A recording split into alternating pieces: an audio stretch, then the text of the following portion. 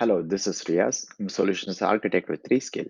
Today I'm going to talk about where you can find help and resources on the Rescale platform. Let's say that I just got started using the Rescale platform and I'm looking for some additional information.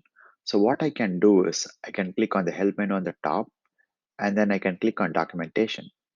So this takes you to the resources page which contains information about running different types of jobs, the different softwares available, as well as the different hardware.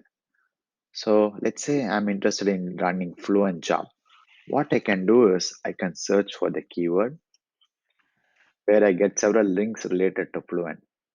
There's also one feature that I want to highlight here.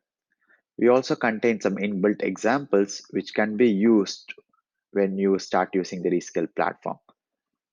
Let's say that I want to get started by running a Fluent job. So what I can do is I can go to Answers Resources, can go to the Fluent batch examples, and this contains the input file, the software and the hardware settings necessary to run this Fluent job. So from this point, all I need to do is just import the job setup and I can quickly launch this job. I hope this video was helpful. Thanks for watching.